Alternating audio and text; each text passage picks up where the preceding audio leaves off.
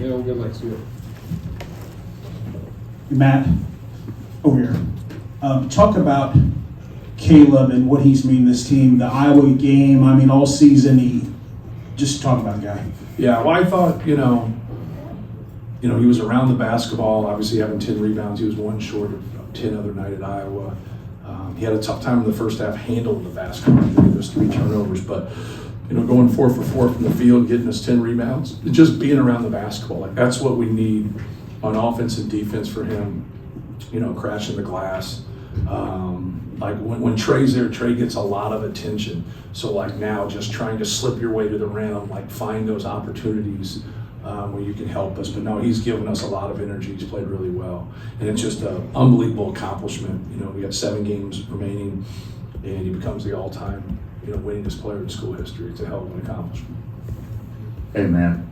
Start of the game, at one point you guys were 17 out of 22 at the field with 3:51 left, but you only led by 12 points. What was your thought process on that? And then secondly, did you plan this game differently because Claude wasn't playing tonight?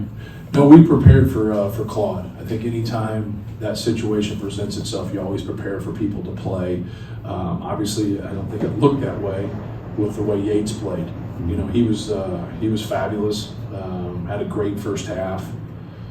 But no, we got off to a good start, shot the ball well, and I thought we took really good shots. I thought we were very efficient. We just missed some wide open threes. Like it was just one of those games where you're getting good looks. I think you saw some frustration kind of mount with our guys. It mounts with Braden because he wants to get more assists. But they zoned, which they don't normally do. They'll do some run and jump stuff that they did to get the ball out of his hands, and other guys got to make plays. And I thought we were very efficient, especially when we got the ball to Trey right there at the free throw lines where he could operate and make plays. Is that something you intended to do, having that, like you were shooting the lights out and they were still 12 points down? Is that something you really wanted to go into Trey? What we were doing was if they were going to double the ball, we wanted to get it centered, whether we do it directly or we do it off of one more pass. So like sometimes when they run at the ball, they can take away the middle, but when they do that, you're going to have a wing that's going to be open.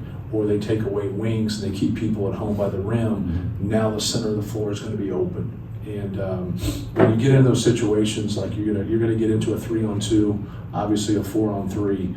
Everybody is spread. So anytime you center the basketball after you put 2 basketballs on it, the defense is normally pretty vulnerable. You got to have the right person getting it. And when he's getting it right there, now we got Caleb right at the rim and we got 2 shooters away.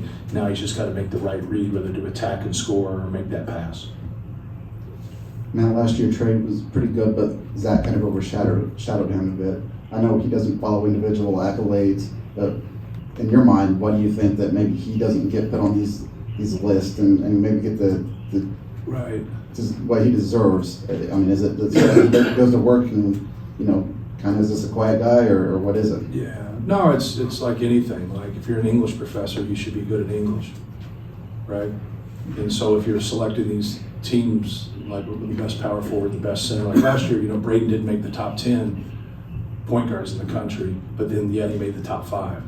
So like there's an opportunity there when they make mistakes like they've made here. I don't know whether they're putting him on the Karl Malone or the Kareem Abdul-Jabbar award, but at the end of the day, it really doesn't matter because they proved last year when they made that mistake with Braden, they can put him on that top 5. So I just expect that you would think after they talked about the Karl Malone that happened 2 days ago, that now they would reconvene and kind of go through it. But there was 2 different point guard camps last year for national, where they invited 15 to 16 point guards in the country coming into college and been in college, and I couldn't get Braden Smith in either one of those. And I'm saying, hey man, I'm not saying he's a top 15 point guard in the country. I'm saying he's the best point guard in the country. I go you're leaving the best point guard in the country. It's like having the NBA All-Star game and saying, hey, you know what? The 2 top guys that are going to be MVPs, you're not an all-star. It makes no sense. It just makes no sense. But you have non-basketball people making basketball decisions, and they look at it differently. Then they stereotypically look at somebody who's 5'11", like he's not a player, and he's real. He's one of the best passers ever. He can end up being the best passer ever. In terms of what he does and how he has accumulated assists throughout his career. But yeah, the same kind of holds true for Trey. What's he supposed to do? right? He's the 5th or 6th most efficient player in college basketball right now. Like, you can't make up the numbers that he has. But the thing that I don't grab is, like, whether it's Braden or whether it's him, like how they can't acknowledge it when you win big. Like, if you have big time numbers and your team stinks, like, I got it.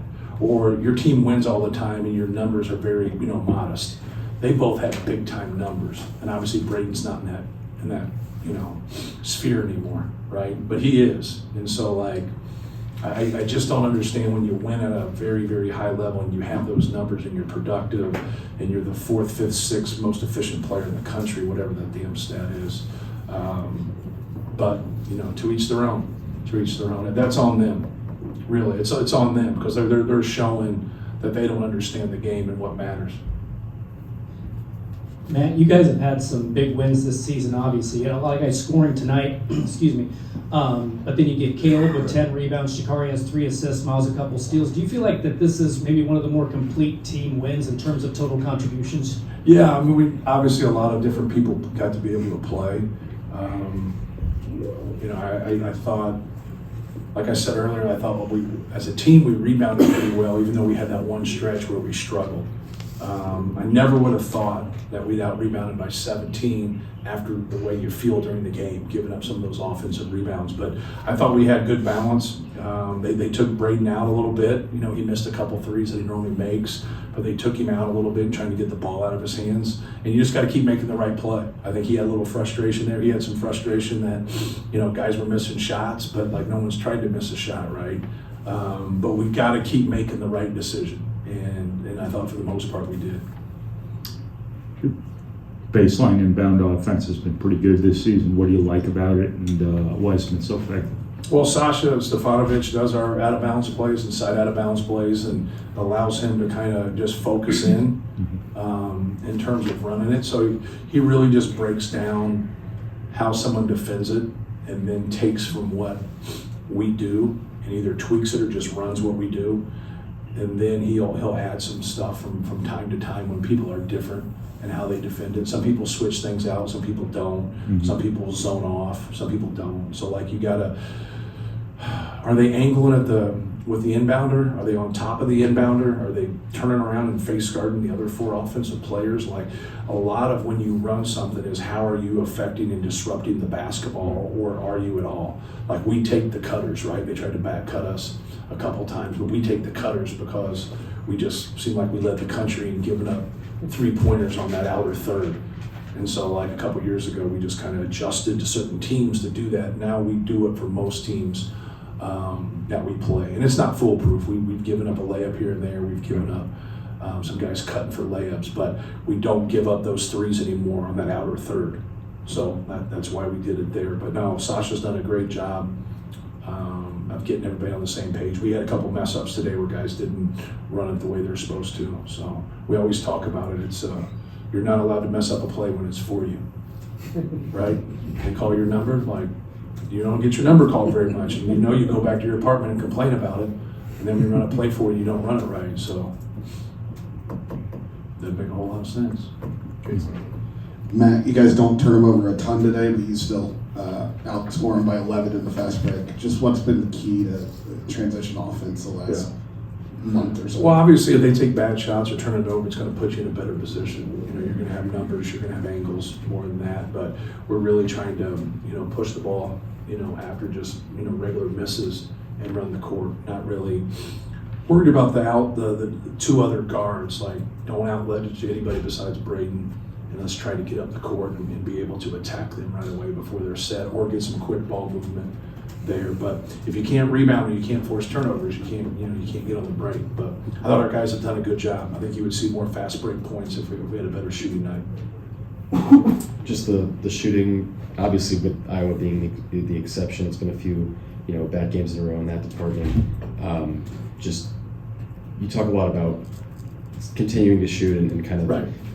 Just pumping those guys' confidence up. Is that mostly what you're doing? Do you adjust anything? Yeah, it's there? I think to win big and to win when it matters, you got to build confidence when some things don't quite go your way. And so, like, I'm not encouraging people who miss shots that can't make them. So in my opinion, they can make them. And so, like, when they do miss them, You know, I think being positive and encouraging really helps them. Nobody goes through a season or maybe even a month without having a little bit of a slump. Even the greatest player in the world has self-doubt.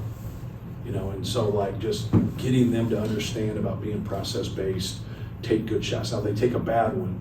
The problem in coaching is when they take a bad one and make it, because they think it's okay. But 15% is still you're gonna still make, right? Maybe you're gonna kick one in every now and then. So like getting them to understand like the numbers, like just don't look at somebody's field goal percentage. Like break their field goal percentage down and say, when you go left, you shoot this. When you go right, you shoot this. When you shoot a pull-up, you shoot this. When you shoot a 3 that's contested versus a 3 that's not contested, what do you do in low clock? Like there's so many variables in there that go in there. So people say like, well, I shoot 46%, I'm all right. When there's about 20 to 30 shots they just absolutely shouldn't take in the course of a season. You know, and now you're like, well, you got to allow a little bit of that. You got to allow a little bit of that with special players. You don't have to allow a little bit with all players. So getting them to understand that. Because a lot of times people, when they're upset or they're frustrated, they're upset about personal things. Like, and so you got to get them to understand, hey, you got to take the best shot for you, but you also got to take the best shot for us. Nathan, last one. Matt, you've got your next 3 games are against teams that are sort of clustered with you up at the top of the standings, and then 2 of those on the road, then a road game against a rivalry opponent right after that. So Right.